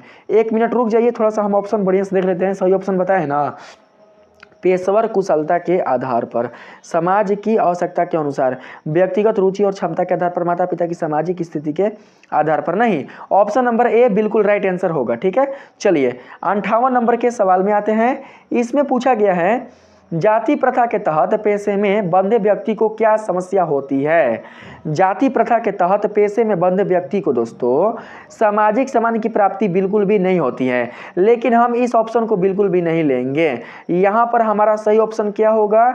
यहाँ पर हमारे पास सही ऑप्शन हो जाएगा दोस्तों, जानते हैं क्या? तकनीकी विकास की चुनौती। तकनीकी विकास की चुनौती, तकनीकी जो विकास है हमारे समाज में, हमारे राज्य में, हमारे क्षेत्र में, हमारे देश में, वो बिल्कुल भी नहीं हो पाता है। हमारे इस क्षेत्र में, हमारे इस देश में दोस्तों कोई भी डॉक्टर बनता है तो क्या जात देकर बनता है? आप ही बताइए। कोई भी रोगी डॉक्टर से इलाज करवाता है तो क्या वो रोगी डॉक्टर से पूछता है दोस्तों कि ये डॉक्टर साहब आप किस पेशे से हैं, आपका जाति क्या है, आपके पिताजी पहले क्या करते थे? रोगी पूछता है? आप ही बताइए। बिल्कुल भी दोस्तों नहीं पूछता है। अगर आपको एक स्थान से दूसरे स्थान तक अगर आपको जाना होता है तो क्या आप पूछते हैं? आप दोस्तों पूछते हैं बस वाले से, कार वाले से, टेम्पू वाले से, रिक्शा वाले से पूछते हैं कि आपका जाति क्या है? बिल्कुल भी आप नहीं पूछते। आपको केवल काम से ही मतलब होता है। तो यहाँ पर तकनीकी विकास क्या होती है? तकनीकी विकास रुक जाती है किसके आधार पर? तो जाति प्रथा के आधार पर। जाति से हटकर अगर लोगों को पढ़ाया जाए, शिक्षा दिया जाए, उनको अगर काबिल बनाया जाए तो वो क्या कर सकते हैं? वो अच्छे अच्छे काम कर सकते हैं। वो वकील बन सकते हैं, वो दोस्तों एसडीओ बन सकते हैं, वो अपने क्षेत्र का एसपी बन सकते हैं, आईपीएस बन सकते हैं, कलेक्टर बन सकते हैं, या फिर दोस्तों वो एक अच्छा इंजीनियर बन सकते हैं। तो यहाँ पर दोस्तों हमें बिल्कुल भी जाति प्रथा को महत्व नहीं देना चाहिए। हमें महत्व किसको देना चाहिए? महत्व हमें श्रम विभाजन को देना चाहिए। श्रम के आधार पर, दक्षता के आधार पर ही हमारे समाज के जो लोग हैं वो काम करें। ठीक है, मैं ये नहीं कह रहा कि छोटे जितने भी काम होते हैं वो लोग बिल्कुल भी ना करें। अब देखिए, जिनके पास शिक्षा नहीं है, जिनके पास ज्ञान नहीं है, जिनके पास कोई प्रतिभा नहीं है, जिनके पास कोई भी एलिजिबिलिटी नहीं है, वो छोटे ही ना काम करेंगे। वो फल सब्जी या फिर जो भी छोटे लघु जो भी काम होते हैं वो करेंगे। ठीक है, तो इस आधार पर क्या होता है? हमारा समाज आगे बढ़ पाता है। ठीक है, लेकिन जो व्यक्ति पढ़े लिखे होते हैं, जिनके अंदर ज्ञान होता है, जिनके अंदर कौशल होता है, वो भी अगर छोटे काम करना शुरू कर देंगे, वो भी अगर दोस्तों टेम्पू चलाना है, अगर दोस्तों बस चलाना, ट्रक चलाना है, या फिर छोटे मोटे अगर काम करना शुरू कर देंगे तो हमारा समाज के आगे बढ़ पाएगा? बिल्कुल भी नहीं बढ़ पाएगा। तो सही आंसर यहाँ पर तकनीकी विकास की चुनौती हो जाएगा। तो राइट आंसर हम लोग यहाँ पर ऑप्शन नंबर सी को ले लेंगे। ठीक है, 59 नंबर के सवाल में आते हैं। इसमें पूछा गया है लेखक ने श्रम विभाजन और जाति प्रथा में जाति प्रथा को किस रूप में प्रस्तुत किया है, बताएंगे। जाति प्रथा को किस रूप में प्रस्तुत किया है? जाति प्रथा को दोस्तों एक हानिकारक प्रथा के रूप में प्रस्तुत किया है, इसलिए right answer option number B होगा। आइए 60 नंबर के सवाल में आते हैं। पूछा गया है जातिवाद के पक्ष में कौन सा तर्क प्रस्तुत किया जाता है? जातिवाद के पक्ष में कौन सा तर्क प्रस्तुत किया जाता है, आप लोग बताएंगे। तो यहाँ पर दोस्तों सही आंसर क्या होगा? यहाँ पर सही आंसर होगा जाति प्रथा सामाजिक असमानता को समाप्त करती है। यह बिल्कुल भी नहीं होगा। श्रम विभाजन, ठीक है, श्रम विभाजन सामाजिक असमानता को समाप्त करती है। यह ऑप्शन बिल्कुल भी राइट ऑप्शन नहीं होगा। यहाँ पर जाति प्रथा धार्मिक मान्यता को बनाए रखती है, यह होगा राइट है। जाति प्रथा व्यक्तियों को स्वतंत्रता को सीमित करती है, यहाँ पर राइट ऑप्शन डी होगा। जाति प्रथा व्यक्तियों की स्वतंत्रता को सीमित करती है, यानी कि जाति प्रथा के आधार पर जो व्यक्ति होते हैं वो बिल्कुल भी स्वतंत्र नहीं हो पाते हैं, वो बिल्कुल भी दोस्तों आज़ाद नहीं हो पाते हैं, इसलिए right answer option number D होगा। ठीक है, याद रखेंगे। आते हैं यहाँ पर 61 नंबर के सवाल में। पूछा गया है लेखक के अनुसार जाति प्रथा में मनुष्य को क्या करना पड़ता है? लेखक के अनुसार जाति प्रथा में मनुष्य को क्या करना पड़ता है, आप लोग बताएंगे। स्वेच्छा से पेशा चुनना, पेशेवर कुशलता प्राप्त करना, सामाजिक स्थिति के अनुसार पेशा अपनाना, या फिर व्यक्तिगत रुचि के अनुसार पेशा बदलना। लेखक के अनुसार जाति प्रथा में मनुष्य को क्या करना पड़ता है, आप लोग बताएंगे। तो यहाँ पर दोस्तों सही आंसर हमारे पास हो जाएगा सामाजिक स्थिति के अनुसार पेशा अपनाना। राइट आंसर क्या होगा? सामाजिक स्थिति के अनुसार पेशा अपनाना। ऑप्शन नंबर सी 61 का बिल्कुल राइट आंसर होगा। आइए बढ़ते हैं 62 नंबर के सवाल में। इसमें आप लोगों से पूछा गया है जातिवाद के पक्ष में दिए गए तर्कों की क्या प्रमुख आपत्ति है? जातिवाद के पक्ष में दिए गए तर्कों की प्रमुख आपत्ति आप सभी को बताना है। तो सही आंसर यहाँ पर हो जाएगा दोस्तों, जातिवाद के पक्ष में दिए गए तर्कों की प्रमुख आपत्ति वो हो जाएगा दोस्तों, यहाँ पर देख सकते हैं। यहाँ पर ऑप्शन नंबर ए जाति प्रथा पेशे का दोषपूर्ण निर्धारण करती है। राइट ऑप्शन क्या होगा? जाति प्रथा पेशे का दोषपूर्ण निर्धारण करती है। जाति प्रथा से किसी का पेशा बिल्कुल भी सही रूप से निर्धारित नहीं किया जा सकता है, इसलिए सही जवाब ऑप्शन नंबर ए होगा। 63 नंबर के सवाल में आते हैं। 63 नंबर के सवाल में कहा गया है जाति प्रथा के तहत पेशे के निर्धारण में कौन सा पहलू नहीं होता? जाति प्रथा के तहत पेशे के निर्धारण में कौन सा पहलू नहीं होता? तो दोस्तों यहाँ पर सही आंसर हो जाएगा व्यक्ति की रुचि। व्यक्ति की रुचि, ठीक है, व्यक्ति की रुचि बिल्कुल भी नहीं होता। जाति प्रथा के तहत पेशे के निर्धारण में कौन सा पहलू नहीं होता? व्यक्ति की रुचि। Option number A, option number A 63 का बिल्कुल राइट आंसर होगा, आप लोग याद रखिएगा। ठीक है, व्यक्ति की रुचि बिल्कुल भी नहीं होती है। ठीक है, व्यक्ति मजबूरी में क्या करता है? व्यक्ति मजबूरी में काम करना शुरू कर देता है। यहाँ पर अगर हम लोग 64 नंबर के सवाल में आए तो इसमें कहा गया है दोस्तों जाति प्रथा में पेशे की स्थिरता का क्या प्रभाव होता है? जाति प्रथा में पेशे की स्थिरता का क्या प्रभाव होता है? पेशे की स्थिरता यानी कि पेशा में बिल्कुल भी बदलाव नहीं होता। तो दोस्तों यहाँ पर सही ऑप्शन आपका हो जाएगा, यह सामाजिक स्थिरता को बनाए रखती है, यानी कि सामाजिक स्थिरता में कोई भी बदलाव नहीं लाने देती है। कौन? तो जाति प्रथा। तो सही आंसर क्या हो जाएगा? सही आंसर ऑप्शन नंबर सी हमारा हो जाएगा। ठीक है, आप लोग याद रखिएगा। 65 नंबर के सवाल में पूछा गया है जातिवाद के पक्ष में दिए गए तर्कों का मुख्य आधार क्या है? जातिवाद के पक्ष में दिए गए तर्कों का मुख्य आधार दोस्तों हो जाएगा यहाँ पर सामाजिक समानता का संरक्षण। सामाजिक समानता का संरक्षण ही 65 का बिल्कुल राइट ऑप्शन होगा। तो सही आंसर यहाँ पर ऑप्शन नंबर बी को आप लोग याद रखना। ठीक है, चलिए यहाँ पर बढ़ते हैं 66 नंबर के सवाल में। बोला गया है जातिवाद के पक्ष में दिए गए तर्कों का मुख्य आधार पूछा है। मुख्य आधार क्या है? तो मुख्य आधार दोस्तों हमारे पास हो जाएगा यहाँ पर सामाजिक समानता का संरक्षण, श्रम विभाजन का महत्व है। यहाँ पर दोस्तों ऑप्शन नंबर ए आपका बिल्कुल राइट आंसर होगा, आप लोग याद रखिएगा। ठीक है, चलिए 66 नंबर के प्रश्न में आते हैं। इसमें बोला गया है जाति प्रथा के तहत पेशे की स्थिरता का मुख्य दोष क्या है? जाति प्रथा के तहत पेशे की स्थिरता का मुख्य दोष बताना है। बताएंगे कि यहाँ पर 66 का सही आंसर क्या होगा, बताइए जल्दी। बताएंगे जल्दी दोस्तों, इसका राइट ऑप्शन क्या होगा आप लोग बताइए। ठीक है, यहाँ पर राइट ऑप्शन हो जाएगा, यह पेशेवर विकास की बाधा डालती है। ठीक है, 66 का right answer option number A होगा, यह पेशेवर विकास की बाधा डालती है, इसलिए right answer option number A होगा। 67 नंबर के सवाल में आते हैं दोस्तों। यहाँ पर पूछा गया है 67 नंबर के सवाल में, जाति प्रथा का मुख्य दोष क्या है। जाति प्रथा का मुख्य दोष क्या होता है। जाति प्रथा का मुख्य दोष होता है, यह पेशे का अस्वाभाविक निर्धारण करती है। यह पेशे का अस्वाभाविक निर्धारण करती है, इसलिए right answer option number A होगा। 68 नंबर के सवाल में आते हैं दोस्तों। यहाँ पर पूछा गया है 68 नंबर में, लेखक के अनुसार जाति प्रथा की समस्या क्या है। लेखक के अनुसार जाति प्रथा की समस्या आप लोगों को बताना है। लेखक के अनुसार जाति प्रथा की समस्या दोस्तों हो जाएगा यहाँ पर कौन सा ऑप्शन, तो यहाँ पर हो जाएगा ऑप्शन नंबर ए, यह पेशे को एक ही स्थान पर स्थिर कर देती है। Right option option number A होगा दोस्तों, आप लोग याद रखिएगा। ठीक है, एक ही क्वेश्चन है, घुमा घुमा कर पूछा जा रहा है आप लोगों से। ठीक है, एक ही क्वेश्चन बार बार आप लोगों से घुमा कर पूछा जा रहा है, आप लोग बिल्कुल भी कंफ्यूज नहीं होइएगा। आप लोग प्रश्न का सही ऑप्शन अपने मन से बताइएगा। ठीक है, क्योंकि वीडियो के लास्ट में आप लोगों को बताना है कि आपने 100 में से कितने प्रश्नों का सही जवाब दे पाया है। आइए 69 नंबर के सवाल में आते हैं। इसमें पूछा गया है, लेखक के अनुसार जाति प्रथा के क्या परिणाम होते हैं। लेखक के अनुसार जाति प्रथा के परिणाम आप लोगों को बताना है। तो यहाँ पर सही आंसर हो जाएगा, पेशे की स्थिरता और पेशेवर विकास की कमी। सही आंसर दोस्तों हो जाएगा option number A. Option number ए 69 का बिल्कुल राइट ऑप्शन होगा, पेशेवर अवसरों की वृद्धि और सामाजिक स्थिरता। यहाँ पर बिल्कुल भी ऑप्शन नंबर डी नहीं होगा, पेशेवर अवसरों की वृद्धि और सामाजिक स्थिरता यह होगा ना, ये बिल्कुल भी नहीं होगा, ये भी नहीं होगा और ये भी नहीं होगा। लेखक के अनुसार जाति प्रथा के परिणाम पूछा है ना, तो दोस्तों ये तीनों ही नहीं होंगे, पेशे की स्थिरता और पेशेवर विकास की कमी यही होगा। ठीक है, तो ऑप्शन नंबर ए हमारा बिल्कुल राइट ऑप्शन होगा। ऑप्शन नंबर ए को आप लोग याद रखेंगे। 70 नंबर के सवाल में पूछा गया है, मानव मुक्ति के पुरोधा किसे कहा गया है। मानव मुक्ति के पुरोधा कहा गया है भीमराव अंबेडकर को। डॉक्टर भीमराव अंबेडकर को ही मानव मुक्ति के पुरोधा कहा गया है, इसलिए सही आंसर ऑप्शन नंबर बी होगा।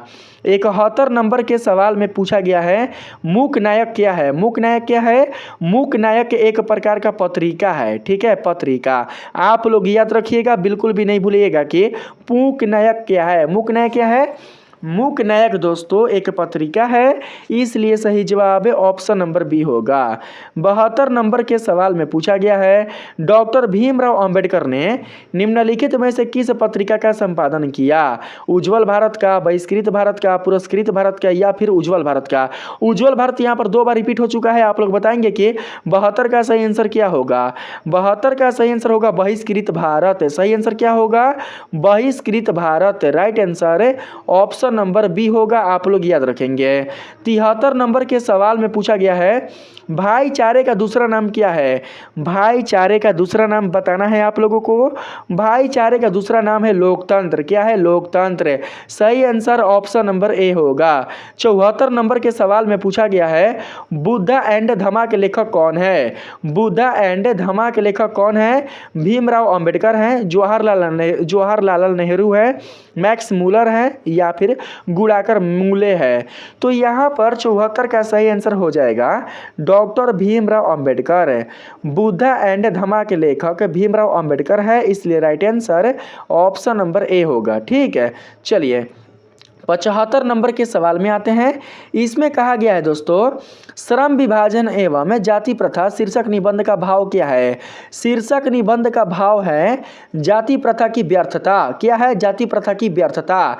यहाँ पर right answer option number A होगा, आप लोग याद रखिएगा। यानी कि इसमें जाति प्रथा को बेकार बताया गया है, इसलिए सही आंसर ऑप्शन नंबर ए होगा। 76 नंबर के सवाल में है, आधुनिक सभ्य समाज श्रम विभाजन को आवश्यक क्यों मानता है। आधुनिक सभ्य समाज श्रम विभाजन को आवश्यक इसलिए मानता है क्योंकि इसमें बिल्कुल भी दोस्तों यहाँ पर कार्यकुशलता के लिए, ठीक है, कार्यकुशलता के लिए हो जाएगा। आधुनिक सभ्य समाज सर्व विभाजन को कार्यकुशलता के लिए आवश्यक मानता है। किसके लिए? कार्यकुशलता के लिए, आप लोग याद रखिएगा, ठीक है, कार्यकुशलता के लिए। ऑप्शन नंबर ए बिल्कुल राइट ऑप्शन होगा। यहाँ पर ऑप्शन नंबर ए लिख देते हैं। 77 नंबर के सवाल में आते हैं। पूछा गया है श्रम विभाजन और जाति प्रथा पाठ बाबा साहेब के किस भाषण का संपादित अंश है? तो दोस्तों यहाँ पर यह क्वेश्चन रिपीट हो चुका है, मैंने आप लोगों को बताया था। तो यहाँ पर सही आंसर होगा एनिहिलेशन ऑफ कास्ट, इसका ही, ठीक है, इस भाषण का, ठीक है, इस भाषण का ही संपादित अंश है। सही आंसर ऑप्शन नंबर सी होगा, आप लोग याद रखिएगा। 78 नंबर के सवाल में पूछा गया है डॉक्टर अंबेडकर के अनुसार जाति प्रथा का आधार क्या है? जाति प्रथा का आधार क्या है? जाति प्रथा का आधार है दोस्तों वंशानुगत व्यवसाय। वंशानुगत व्यवसाय ही जाति प्रथा का आधार है, इसलिए right answer option number C होगा। 79 नंबर के सवाल में आते हैं। इसमें पूछा गया है अंबेडकर जी के अनुसार जाति प्रथा का श्रम विभाजन कैसा होता है? अंबेडकर जी के अनुसार जाति प्रथा का श्रम विभाजन दोस्तों कृत्रिम और कठोर होता है। यहाँ पर right answer option number B होगा, इसलिए आप लोग ऑप्शन नंबर बी को याद रखिएगा। 80 नंबर के सवाल में आते हैं। 80 नंबर के सवाल में पूछा गया है भीमराव अंबेडकर ने जाति प्रथा को किस प्रकार श्रम विभाजन कहा? यहाँ पर जाति प्रथा को किस प्रकार के श्रम विभाजन के रूप में डॉक्टर भीमराव अंबेडकर ने कहा था, आप लोग बताएंगे। तो यहाँ पर सही आंसर होगा जन्म आधारित। जन्म आधारित कहा था डॉक्टर भीमराव अंबेडकर ने, जाति प्रथा को जन्म आधारित श्रम विभाजन कहा है, इसलिए सही आंसर ऑप्शन नंबर बी होगा। 81 नंबर के सवाल में पूछा गया है अंबेडकर जी के अनुसार जाति प्रथा का मुख्य दोष क्या है? अंबेडकर जी के अनुसार जाति प्रथा का जो मुख्य दोष है वो हो जाएगा श्रम विभाजन का कठोर होना। यहाँ पर श्रम विभाजन का कठोर होना ये बिल्कुल भी नहीं होगा। यहाँ पर जातियों का अधिक होना नहीं, यही होगा, ठीक है, ऑप्शन नंबर ए श्रम विभाजन का कठोर होना। ऑप्शन नंबर ए बिल्कुल राइट ऑप्शन होगा। ऑप्शन नंबर ए को आप लोग याद रखिएगा। 82 नंबर के सवाल में आते हैं दोस्तों। इसमें पूछा गया है अंबेडकर जी ने जाति प्रथा की तुलना किससे की है? अंबेडकर जी ने जाति प्रथा की तुलना की है दास प्रथा से। किससे? दास प्रथा से। सही आंसर ऑप्शन नंबर ए होगा, दास प्रथा से। यहाँ पर अगर हम 83 नंबर के क्वेश्चन में चलें तो इसमें पूछा गया है अंबेडकर जी ने जाति प्रथा को समाप्त करने के लिए कौन सा उपाय सुझाया था? अंबेडकर जी ने जाति प्रथा को समाप्त करने के लिए दोस्तों अंतरजातीय विवाह का जो उपाय है वो सुझाया था, इसलिए सही आंसर ऑप्शन नंबर बी होगा। यानी कि कोई भी जात के दो लोग एक दूसरे से विवाह कर सकते हैं।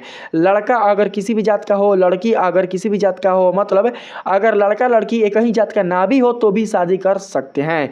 इसी को इंटरकास्ट कहा जाता है, इसी को अंतर जातीय विवाह कहा जाता है। तो 83 का right answer option number B होगा, आप लोग याद रखिएगा, ठीक है। अगर हमारे समाज में एकता का भाव स्थापित करना है, हमारे समाज में एकता के स्वरूप को अगर उत्पन्न करना है तो इसके लिए अंतर जातीय विवाह भी किया जा सकता है। अंतर जातीय विवाह से जाति की जो भावना है वो खत्म हो जाएगी, जातिवाद की जो भावना है वो मिट जाएगी हमारे समाज से। 84 नंबर के सवाल में आते हैं। पूछा गया है अंबेडकर जी ने जाति प्रथा को क्या कहा? अंबेडकर जी ने जाति प्रथा को कहा था धार्मिक परंपरा। क्या कहा था? धार्मिक परंपरा। यहाँ पर धार्मिक परंपरा होगा, सामाजिक अभिशाप होगा, सामाजिक अभिशाप। Right answer option number B. धार्मिक परंपरा नहीं होगा, सामाजिक अभिशाप। इसका बिल्कुल भी धर्म से लेना देना बिल्कुल भी नहीं है, इसका दोस्तों लेना देना है समाज से। तो right answer option number B होगा, आप लोग याद रखिएगा। 85 नंबर के सवाल में है अंबेडकर जी के अनुसार जाति प्रथा का प्रमुख नुकसान क्या है? जाति प्रथा का प्रमुख नुकसान है प्रतिभाओं का दमन। आपके अंदर जो भी प्रतिभा है वो मर जाती है। किसके अनुसार? तो जाति प्रथा के अनुसार। यहाँ पर right answer option number A होगा, आप लोग याद रखिएगा। 86 नंबर के सवाल में कहा गया है जाति प्रथा के कारण भारत में किस प्रकार की आर्थिक समस्या उत्पन्न हुई? जाति प्रथा के कारण भारत में दोस्तों जो समस्या उत्पन्न हुई थी वो हुई थी आर्थिक शोषण और निर्धनता का। जाति प्रथा के कारण भारत में आर्थिक शोषण और निर्धनता की समस्या उत्पन्न हुई थी, इसलिए सही आंसर ऑप्शन नंबर सी होगा। 87 नंबर के सवाल में कहा गया है अंबेडकर जी के अनुसार जाति प्रथा किसके विरुद्ध है। अंबेडकर जी के अनुसार जाति प्रथा किसके विरुद्ध है? तो दोस्तों सही आंसर हो जाएगा यहाँ पर ऑप्शन नंबर ए, लोकतंत्र और समानता के विरुद्ध है। लोकतंत्र और समानता के विरुद्ध है, इसलिए right answer option number A होगा।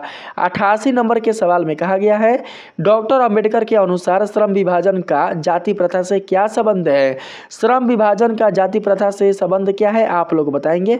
यहाँ पर ऑप्शन है जाति प्रथा श्रम विभाजन का एक ही रूप है।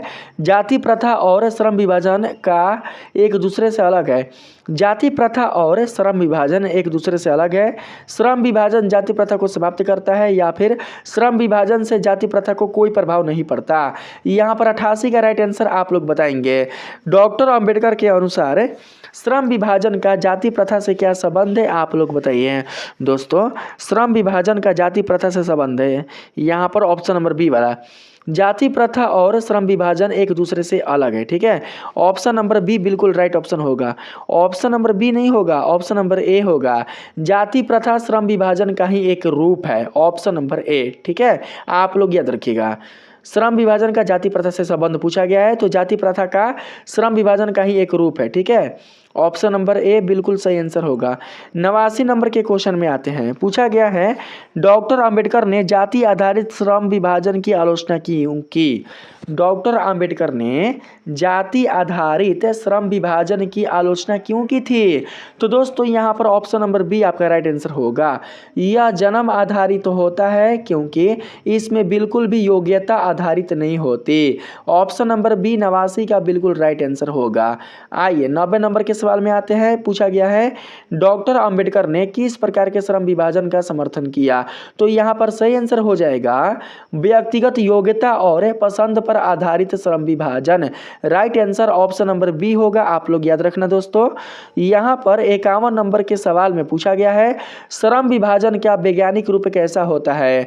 श्रम विभाजन का वैज्ञानिक रूप योग्यता और कुशलता पर आधारित होता है, ना ही जाति और धर्म पर आधारित होता है, ना ही जन्म आधारित और अस्थायी पर आधारित होता है, और ना ही एक ही व्यक्ति द्वारा सभी कार्य करना पर आधारित होता है।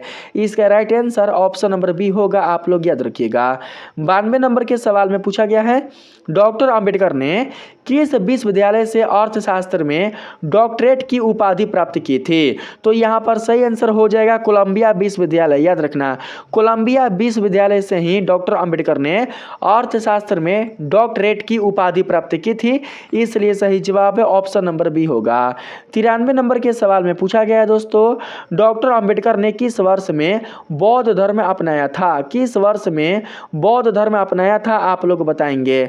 तो यहाँ पर सही आंसर क्या होगा दोस्तों, यहाँ पर सही आंसर हमारा हो जाएगा 1932। ठीक है, सन 1932 ईस्वी में डॉक्टर अंबेडकर ने बौद्ध धर्म अपनाया था, इसलिए right answer option number C होगा, आप लोग याद रखिएगा। ठीक है, चलिए यहाँ पर आते हैं 94 नंबर के क्वेश्चन में। 94 नंबर के क्वेश्चन में कहा गया है भीमराव अंबेडकर ने किसके साथ पुनः समझौता किया। तो सही आंसर होगा महात्मा गांधी। महात्मा गांधी के साथ ही डॉक्टर भीमराव अंबेडकर ने पुनः समझौता किया था, इसलिए right option option number A होगा। 95 नंबर के सवाल में है भीमराव अंबेडकर किसे गुलामी की जंजीर मानते थे। भीमराव अंबेडकर दोस्तों जाति प्रथा को गुलामी की जंजीर मानते थे, इसलिए सही आंसर ऑप्शन नंबर ए होगा। 96 नंबर के सवाल में है डॉक्टर अंबेडकर को मरणोपरांत भारत रत्न किस वर्ष दिया गया। डॉक्टर अंबेडकर के मृत्यु के बाद, इनके मरने के बाद भारत रत्न किस वर्ष दिया गया था आप लोग बताएंगे। तो इसका सही आंसर होगा 1990। सन 1990 ईस्वी में दिया गया था, इसलिए right option option number B होगा, आप लोग याद रखिएगा। 97 नंबर के क्वेश्चन में कहा गया है डॉक्टर अंबेडकर ने किस सम्मेलन में भाग लिया था। डॉक्टर अंबेडकर ने किस सम्मेलन में भाग लिया था। तो दोस्तों सही आंसर होगा गोल मेज सम्मेलन। गोल मेज सम्मेलन में ही डॉक्टर भीमराव अंबेडकर ने भाग लिया था, इसलिए सही आंसर ऑप्शन नंबर ए होगा। ठीक है, 98 नंबर के सवाल में है डॉक्टर अंबेडकर ने किस योजना का विरोध किया था। आप सभी को उस योजना का नाम बताना है जिसका विरोध डॉक्टर भीमराव अंबेडकर ने किया था। तो यहाँ पर सही आंसर होगा गांधी इरविन समझौता। गांधी इरविन समझौता का ही विरोध डॉक्टर भीमराव अंबेडकर ने किया था, इसलिए सही आंसर ऑप्शन नंबर सी होगा। 99 नंबर नंबर के सवाल में है, डॉक्टर अंबेडकर के अनुसार लोकतंत्र की सफलता के लिए क्या आवश्यक है? डॉक्टर अंबेडकर के अनुसार लोकतंत्र की सफलता के लिए आवश्यक है दोस्तों सामाजिक समानता। सामाजिक समानता ऑप्शन नंबर ए 99 का बिल्कुल राइट ऑप्शन होगा। 100 नंबर के सवाल में कहा गया है, डॉक्टर अंबेडकर ने दलितों के उत्थान के लिए कौन सा आंदोलन शुरू किया? डॉक्टर अंबेडकर ने दलितों के उत्थान के लिए कौन सा आंदोलन शुरू किया, आप लोग बताएंगे। तो सही आंसर यहाँ पर हो जाएगा दोस्तों ऑप्शन नंबर बी। ठीक है, यहाँ पर मंदिर प्रवेश आंदोलन है। डॉक्टर अंबेडकर ने दलितों के उत्थान के लिए कौन सा आंदोलन शुरू किया था? मंदिर प्रवेश आंदोलन। ऑप्शन नंबर बी बिल्कुल राइट ऑप्शन होगा। दोस्तों इस वीडियो में मैंने श्रम विभाजन और जाति प्रथा वाले चैप्टर से संबंधित टोटल 100 VBI ऑब्जेक्टिव प्रश्नों का सलूशन करा दिया है। मुझे उम्मीद है दोस्तों कि आप लोगों को यह वीडियो बहुत ही पसंद आया होगा।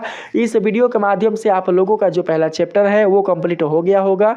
अगर दोस्तों आप लोगों के लिए यह वीडियो हेल्पफुल हुआ होगा, इस वीडियो के माध्यम से आप लोगों को अगर थोड़ा भी हेल्प मिला होगा तो आप लोग इस वीडियो को ज़्यादा से ज़्यादा शेयर कीजिएगा।